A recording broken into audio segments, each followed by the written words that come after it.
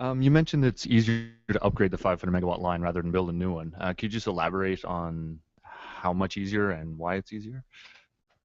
Obviously, to put in an undersea cable, you have to conduct studies of the bottom and know pretty much the characteristics of the line that you have to put in and what you have to worry about, uh, which ranges from uh, whatever goes on the bottom, whether it's fishing or ice or whatever. And so you've done that once.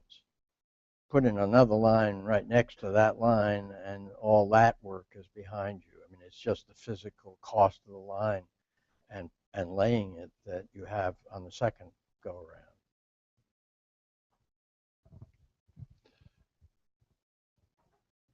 Yes, Mr. Verdi. Gordon, you said that the pool concept, excuse me, based upon cost, so the cost of different sources. So in the context of a province, we of course have cost, we have projects, we have hydro generation on the island and in Labrador. The island base would be, the cost would be lower than with Muskrat Falls. If we were to decide to put all of our hydro resources into the pool, then presumably the first draw would be on the island-based Bay to Spare hydroelectric resources, and therefore because of the very fact that the cost is lower. And what I wondered was whether to what extent would the operator, the local operator, in this case Hydro, have the latitude to keep their reservoirs full and only to release power after the reservoirs are full? That's one question.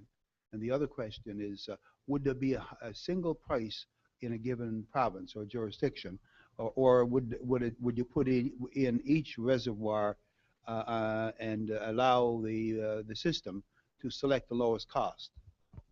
Well, the cost in any hydro project, wherever it is, the energy cost is going to be the same. That is to say, zero, because you're not paying for the water. The capital costs may vary, but that's a matter of indifference, the capital cost. As long as a system says, I want to build this generator, and I'm going to build it, and I'm going to interconnect it to the grid, and it doesn't undermine the reliability of the grid, they're doing that, they can do it at whatever cost they want to pay for it, because that system is going to pay for the capital cost. And all of the hydro will be treated the same, because all of the energy, hydro energy, will be treated the same, because it will get the artificial price that is set for hydro, which is obviously well above zero, which in a pure economic sense it should get nothing, but then you wouldn't have a pool, nobody would participate. So it gets something for that. And that then, if you have a single utility that owns a number of different generators, that's just revenue. It's not associated with a given generator. It's revenues to the company. And the revenues, or the whatever it is, the utility. So as the revenues come in, they become a credit against customer costs. All customer costs receive all revenue credits. And that's the normal way it happens. Now, what I didn't get into, because it's pretty complicated, that every participant in a power pool gets some savings. Even if all you have is the highest cost fossil fuel generators, there is payments that go to the supplier of hydropower, but there is also a savings fund that's created in the operation of the pool, and some money goes to everybody for their willingness to participate in the pool out of the efficiencies that are realized by dispatching the lowest cost generation. So the hydro price in New Brunswick and for Mactaquac output and the hydro price for Muskrat Falls output, same. In a regional power pool, they would both get the same payment for their energy. Their capital cost, Mactaquac's largely depreciated, Muskrat Falls is not yet there, and certainly not depreciated, is irrelevant to the pool. What about the reservoir question? I think what you can't do, the question is, what about the reservoir question? Are you free to manage it? You're free to manage it as long as you're not gaming the system. That is to say, if it's prudent utility management that you're doing so that you have a flow on a reliable basis when you need it, that's one thing. If you're trying to time it, so you build the reservoir and you think you're going to do better if you can release the energy at one time rather than another, which you probably can't in a power pool, but you can in a market, which is why power pools are better than markets, in my view, then you wouldn't be allowed to game the system. It's very hard to game a power pool, though, because you're going to get paid the same no matter when you release the power. It's going to be what's going to influence it won't be how big the impoundment is. It is how angry the fossil fuel suppliers are with you at any given moment. Since I think fossil fuel prices are frequently set by angry people in the Middle East, they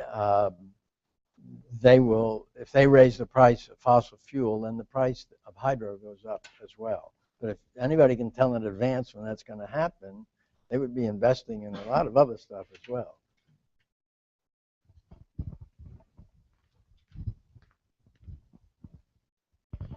Thank you for your presentation. Weight loss economics. Is it? I'm just trying to understand exactly what you're telling us here. So, I had two questions, or one that you might help clarify for me. Is the benefit of the pool, other than the redundant costs and those kinds of things, that you will get some guaranteed price that will be somewhere between the variability of the high price and the low price in the spot market, so you're taking away that uncertainty? Is that what, other than the duplication of cost, is that the primary beneficiary of the pool? Well, exactly. I mean, Okay. the two, one is the reliability is Yeah, I know, I understand that part. The other is you have a guaranteed sale. Spot market is not a guaranteed sale. Yeah. It's a spot market sale. Can I sell today based upon what's going on? In a pool, you can sell every day that you've committed your unit to the market. If you had a hydro unit, if you have a fossil fuel unit, you're going to sell a lot less frequently.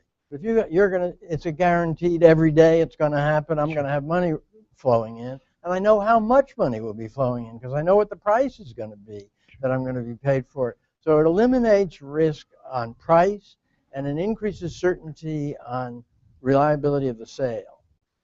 So if the problem in some people's view with Muskrat Falls is, well, how do I know they're going to be able to do off-system sales? Aren't they being overly optimistic about it? The answer is a power pool answers that question, basically. So the answer is it reduces the variability on the price. And the ability to sell is guaranteed. Yeah, okay, okay. Presumably any price, if you make it low enough, people will buy your power, but it reduces the variability is the issue. The other issue around uncertainty that you had talked about was that you basically don't believe the oil price forecast, or anybody gives a forecast of energy of any type is suspect in the context of this.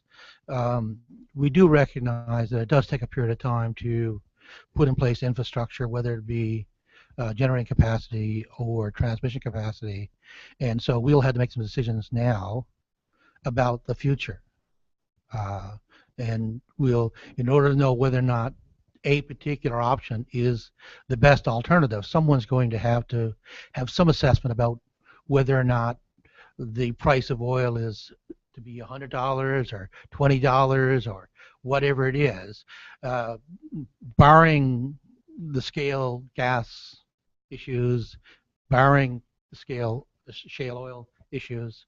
I mean, obviously things change.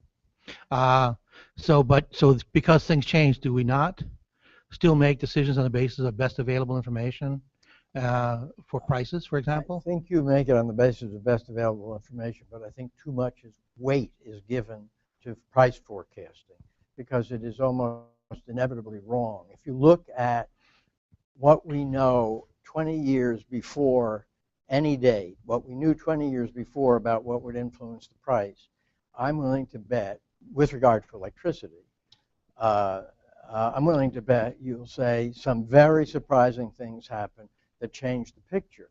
So what I'm saying in answer to that, yeah, you got to do the forecast, but don't get carried away and make the decision entirely on the basis of some expert's forecast about what it's going to be in the future, because generally they make their forecast influenced somewhat by what their clients want to hear. So it seems to me that you're better off if you say, what have we got here for a project? Is it desirable as a matter of public policy or utility policy to promote new renewable hydro resources? Just as a matter of course. The answer is yes. Then that's a very important element of the analysis itself. We're doing something that public policy thinks is good to be done. Secondly, if you use a power pool approach going out into the future, you have a much better view of control of what prices will be going out into the future, because the prices are set in a different way than simply purely leaving it to the market. So I think that you can't exclude it entirely. But my experience, and I've been doing regulatory stuff for a long time, is these forecasts turn out to be wrong. Too often for you to rely on them and say, oh yeah, we shouldn't do Muskrat Falls because this is cheaper. Maybe. I mean, if you know a lot about the alternative, that may be true, but it may not be true. I have to give the one example I always give. In the mid-1930s, Franklin D. Roosevelt proposed a tidal project in Maine called the Quaddy Tidal Project. And because he knew it very well since he summered in Campobello in New Brunswick. And the project was defeated because the price of power out of that project would be too high. It was 1 cent a kilowatt hour. 1 cent a kilowatt hour in maybe 1934, 35 seemed high. But if you'd built that project and it stayed 1 cent a kilowatt hour, which it probably would have because you had no fuel cost there and you're already, the 1 cent's going to the capital cost of the project. Imagine what that would look like today. I appreciate your response. But I would assume that if you're considering two alternatives, as we did here, you're familiar with this project intimately. I've read some of your writings as well. So you had two choices. Maybe the other choice. We had two choices at that point in time. One was a thermal generation. One was a hydro. And I don't know how you can choose between those unless you know or have some way of estimating what the alternative cost of energy would be under fuel versus hydro. I appreciate there are all kinds of risk and all kinds of factors, but presumably you have to do that, do you not? I don't argue with that. Okay. I said I wasn't going to go back to the past, and I'm going to try to avoid going back to the past, but that was a terrible choice. The regulator was put in a very unusual position of being told you can only consider these two options. And that is extremely unusual. I am an advocate of utility regulation, and I believe what you do is you have a fixed set of rules for the regulator, which doesn't change from year to year, but becomes the established, traditional, usual rule for it. And you say to the regulator, here's a proposal, investigate it how you want, and let me know whether you want to approve it or not. And then the regulator can look at all the alternatives they want, can look at all the preconditions they want, and that's what Nova Scotia's UARB did. They said, we won't approve this unless you get a better deal. So they became the force, and that was not here.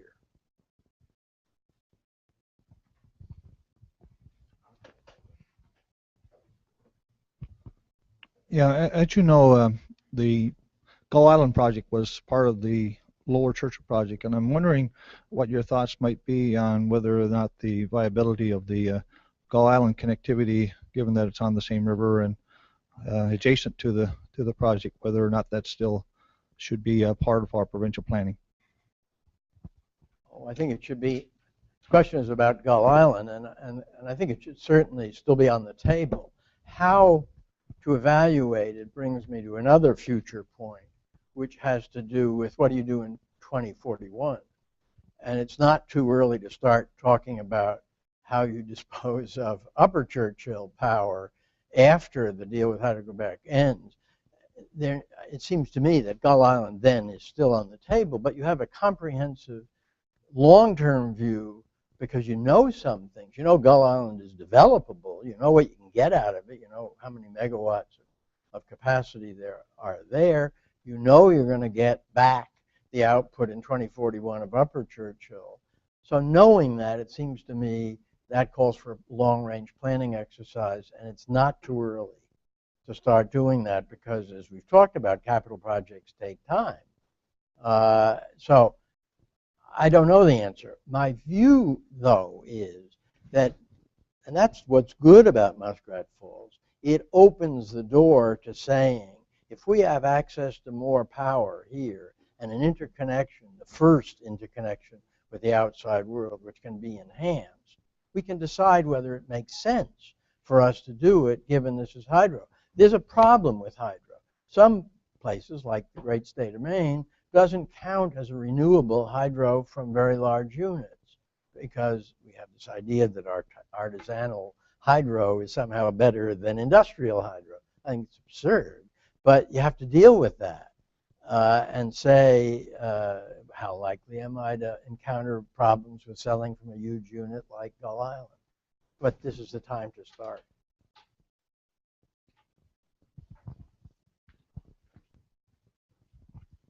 I'll just follow up with the Gull Island question. One shouldn't discount the possibility of exporting via Quebec. Right. The problem with Quebec is you have to have some negotiating leverage. Yeah. Quebec's tough everywhere. Yeah. In New England, we regard them as tough. You aren't the only people. No, who but do. you know, I was working in Northwest Territories, and I came back to work on the so-called final feasibility study. We didn't have aces up our sleeve, but we certainly had some good cards at the time. Hydro-Quebec has run basically hitting a wall. They don't have projects that they can economically develop. They have a big industrial complex built around hydro. You know, there's Hydro-Quebec, construction companies, manufacturing companies, and a huge consulting sector. And increasingly, these guys can become allies of Newfoundland in getting a deal going. So it's not You got to stop. maybe You got to all stop the power suing them. isn't on our side, but it's a much more better position to be in. The other question, just going back, talking about reliability, you've mentioned the largest units going out of service, but in our system, I think it's got to be the largest element of the system. Maybe not a unit, but a transmission line. Well, no, the transmission line had, sure, you do have to deal with that, but the transmission line, what you don't have here, because of the geography, is a looped system. Yeah. It's a radial system, and you know what I'm talking about. Yeah. And that's a problem, and it'll be a while before you can solve that, because that's a lot more transmission that would have to be built. But that's how that problem is eventually dealt. So that's why I'm saying a lot of the future realization of the electricity potential of this province is dependent on transmission, more so than on generation at this stage. You have said you're reluctant to look into the future. One of the elements in the really in the energy picture, thinking about transportation fuel, and I've seen this in India and Bangladesh. They're increasingly using compressed natural gas. In Delhi, all the public transport, including taxis and motorcycle rickshaws. In Calgary. In the Bangladesh, again, now with all this fracking gas can we see a change in the oil patch picture? More use of natural gas as an alternative to petroleum? Yes, and I'll give you a firm yes and no. Yeah. The yes is, yeah, sure, there will be some more because it's becoming available at a reasonable, much more reasonable cost. The no is, I see the trend going much faster and farther to electric cars, to the use of electricity as the fuel. And that's where the real push is already coming. And as a result, when you talk about Gull Island or new generators, when you have new loads like everybody's plugging in their car in Atlantic Canada, that changes the electricity load perspective radically. Well, everybody, it won't be. But that's what I see happening more than CNG. CNG is increasing. Electricity is increasing like that. It's just, it's regarded as a sensible use of electricity, particularly when you can use it off-peak overnight, so that I think the demand for electricity is likely to increase as that happens. And so then, again, this province is in a good position if it's producing electricity from renewable resources. It's not there yet, but that's in a way my answer to your question about can you foresee. Can I say when that's going to happen? How much that's going to happen? I can't. Can I say that's going to happen? I'll bet it's going to happen. And at that point, the economics begin to change of building large hydro facilities in a way that I know is going to happen, but I don't know how much or when. And so if I'm just looking at comparing costs of things, then I think I don't know enough to do that really competently. Admittedly, the PUB here was given that choice, and I think it was not a great choice. Gordon, I'm not an expert in electricity, but you've sold me on the concept. It sounds fantastic. So why isn't it happening? What are the major barriers to it happening? Is it provincial protectionism? Is it because we're going to be setting up another agency that's going to be another administration that's going to cost money? Is it what do you think is the main impediment? Is it people don't understand the concept or don't like it? Oh, I think they don't understand it, but I think they also are not likely to like it right away either. The problem, I think there is one main problem, and that is I'll take New Brunswick as an example and lay off this province. But when you call your electric generating units that you've had for 20 years your heritage units, this is an electric generator. It's not the Queen's crown. It's an electric generator. It's not a heritage unit. Don't become so attached to an electric generator and say, oh, we couldn't possibly rely on power that comes from another province. It's our heritage to produce our own electricity. I can't tell you how strong that feeling is that you encounter. And the discussion I was in started off by talking about the kind of market we have, say, in New England now, electric market where prices are set day ahead, 24-hour pricing, and so on. Nobody like that. You're going to set the prices in my province? So then got down to an administrator of the system. Well, maybe that would be okay. But it didn't happen. And before that discussion, after that discussion ended, it popped into my head, I didn't go back far enough in time. I should have go back to the power pool because they might like that because they still have all the discretion. Nobody has, and you'll see in the stuff I've written, I continually say this takes no decision making away from any province. And that's the key obstacle is provincial reluctance to give up any decision making to anybody else. We have, I think, a good model in Atlantic Canada in the Lottery Corporation, which, is a very important revenue generator. Jim. Thank you. I guess I should preface my remark by saying that I see Muskrat Falls as a $10 billion bet on oil prices. And, maybe $1 billion bet would be one thing. $10 billion makes it a very risky project. So with that said, I have my reservations about it, but I agree, with the principle that if you're going to build it, most of your costs are sunk. So you got to look ahead and not back. So if this thing is being built, then anything that reduces costs or enhances revenue, that's what you have to pursue, whether the project generates overall net benefits or not. You've got to focus on the benefits.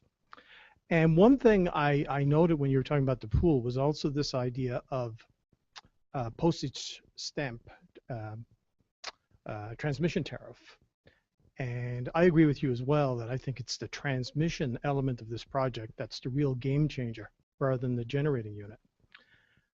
Now, if we move to a postage stamp type transmission tariff, would that not generate an additional source of benefit beyond the power pool arrangements, which are pretty much on the cost side? It's allowing you to operate a system at a lower cost by integrating and using the lower cost plants for the higher ones. But with the transmission tariff, would that not allow us or consumers in the province or wholesalers or purchasers like industries or Newfoundland Power to access cheaper power from outside the province? Sure. And that would give us additional benefits because we would have lower electricity prices than otherwise, as long as the outside prices beat the domestic on-island prices. There's no question that what we call the PTF, pool transmission facilities, pool transmission rate, was helped everybody. If you had very low rates on your system compared to everybody else, your rate was going to go up. That's true. That's why we gave them 12 years to do it. But your ability to buy from more remote sources or sell to more remote sources was greatly enhanced. And that was counterbalancing. It's exactly what happened. What's more, that transactions over multiple systems began to take place because the actual transmission bill you paid was less than what you had been paying before when you took into account the benefits that flowed from having a single transmission rate. So there's no question that that's a good idea, and there are lots of problems that arise. I know them all, I think. In negotiating something like that, we had 40 participants around the table when I was chairing those negotiations, so that everybody had to agree. And so we had to be relatively ingenious to find out solutions, and we ended up with a two-tiered solution where a utility could have its own local transmission rate below a certain voltage, and that only voltage above a certain level would be the pool rate. And that was one solution that I think is the best. But there are lots of things out there that you can do. But the net result is a homogenized rate instead of pancake rates works. Mike talked about the first major deal under the Energy Policy Act. Before there was an Order 888, before FERC got around to doing anything, I jumped in and made a deal. And it was for a paper company and a municipal utility. And we were then facing, to do that deal, Connecticut, Massachusetts, New Hampshire, and Maine, 4 levels of transmission to get that. It was only because the power supply was so cheap in Connecticut that it was worth doing that deal. Now you would do that same deal with 1 transmission rate. And the benefits to the customer would be greater. Just to follow up, but that would be maybe that's a reason why what you have in mind may not be politically feasible, maybe I might say here, because the whole concept behind Muskrat Falls is that we would become an exporter of electricity and would not allow imports in. But the benefit will be allowing imports in. Well, that gets to the question of reciprocity, whether there is a provision. If you're going to be selling power to the U.S., do you have to allow U.S. suppliers to sell to you? And there's no question in Order 888, FERC Order 888, that it's there, and I know why it's there, because I lobbied each of the 5 FERC commissioners to do that at the time. I didn't have Newfoundland and Labrador in mind, but I certainly had New Brunswick in mind. And they agreed and put reciprocity in. It's never been asserted, so that nobody's going back and said, but everybody's done it. It's got it in there. New Brunswick, even Hydro-Quebec has it in their tariff. Emera has it, and Nova Scotia Power has it in their tariff. Everybody does it, but nobody's used it. Nobody's insisted, well, I want to we haven't had any exports from the U.S. to Nova Scotia, for example. It just hasn't happened. But the provision is there. That provision has to be, if Nalcor wants to sell into the U.S. market, it's got to have that. It's got to allow U.S. suppliers access to the Nalcor market. New Brunswick has passed a law. This province has passed a law which make that difficult, and it will remain difficult until some U.S. supplier wants to litigate it, and none has wanted to litigate it, so it may just be theoretical. But yeah, they have to offer reciprocity, which means who could they sell to? The Energy Policy Act only applies to wholesale sales.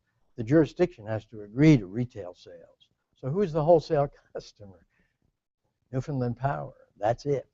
So a U.S. supplier would have to be able to sell to Newfoundland Power, and it's an interesting customer.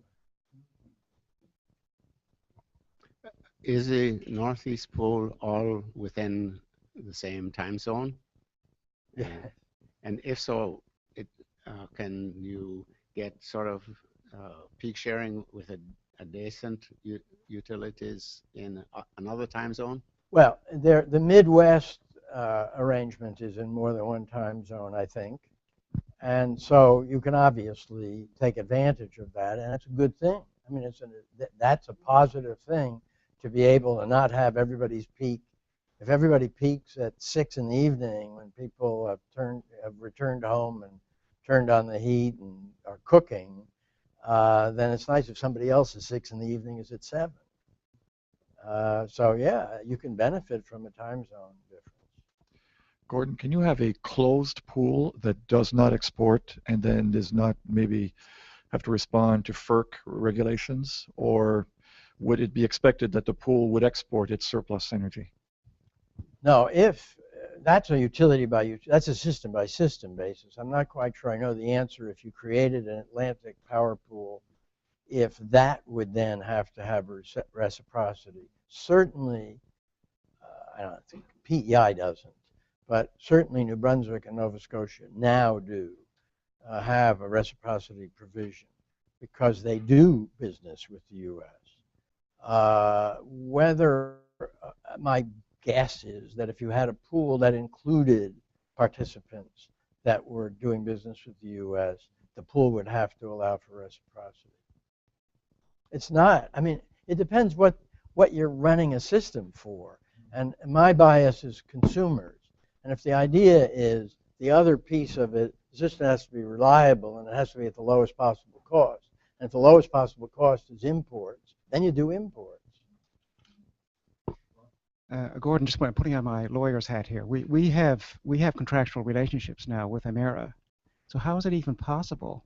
We'd have to renegotiate our way out of that in order to get into this pool system? Isn't that true? No, I don't think so. No? I think that's out of the pool. That relationship is out of the pool. The pool does not have to include all of your generation. It actually only has to include the generation you want to put in it. If you have a nuclear power plant and say, I don't want the nuke in the pool because I can't dispatch a nuke the way the pool wants me to dispatch it, you just keep it out. So each participant in the pool can decide what resources are in the pool and can change that decision from time to time. It's not locked into it, which is what I said for the Muskrat Falls, the advantage for Muskrat Falls when they're saying, well, we want to be able to supply an industrial customer in Labrador if that customer comes along. And therefore, that's why I want to do the spot market, so I can recall it from the spot market. I'm saying spot market has too many risks, too much uncertainty. If you had a pool, you could recall it from the pool, just the same as you can recall it from the spot market, but you've eliminated the risks and uncertainty in the meantime. This is meant to be helpful to Nalcor.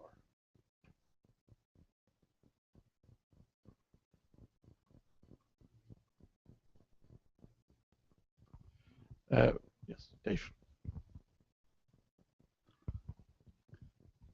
I gather, Gordon, from what you've said, that one of the advantages of the pool concept compared with the market is the market is so volatile that you don't really know what you're likely to get when you sell into the market. In the future, you're selling into a spot market, and it could be very low. And so what I'm curious about is why would the average price be higher in a pool than it would be in a market situation? You mentioned that it's cost driven, but then you also said that it would be that the marginal cost of producing hydro is zero. So on what basis would you determine the compensation to be paid for power where the marginal cost is zero? I'm Well, not quite sure I follow you on that. The answer is on what basis it would be negotiated. That's what the zero bidder, with the zero supplier, strike the word bidder, what the zero supplier gets, the zero cost supplier gets is a negotiated price with the other participants in the pool. And it's negotiated in part to produce a benefit to everybody and to ensure that the savings mechanism of the power pool works and that everybody sees some advantage in doing it. This is way too complex to get into here, but I did do a paper for Ames that's kind of a cookbook, how you do a power pool, and explains the financial mechanism. And you can set that price in such a way that it's rewarding to the hydro owner, as it obviously needs to be, but it produces contributions to the pool savings fund so that other participants get some money out of it. And that's a mathematical exercise, but it's negotiated. Everybody has to agree and say, okay, we'll do that. And it's immune at that point. Once it's set, it's immune from whatever goes on in the market. That becomes the set price of how this works. But it's producing savings over a period of time. It may not be cheaper today than going to the market today would be.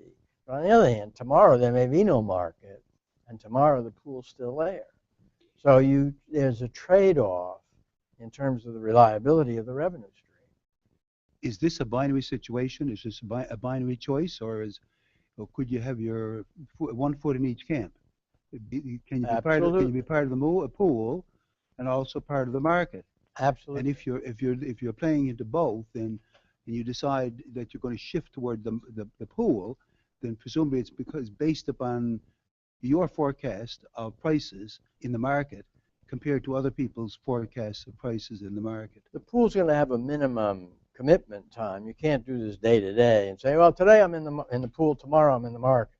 The calculation is probably done on an annual basis. You can change from year to year, but you can't change from day to day in a pool. So once you're committed, but you can certainly do it on a binary basis in the sense that I'm committing the output of this resource to the pool, and that resource I'm going to send out to the market, and it isn't in the pool, and it isn't counted, and that's fine.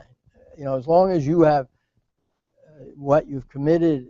Essentially what happens in the pool is the calculation is how much do I need to meet the load that has to be served. Well, if you have a bilateral arrangement that removes some of the load that has to be served between A and B, I'm selling my power to you and it's not going through the pool and you're paying me, and that's a bilateral, then it's out of the pool.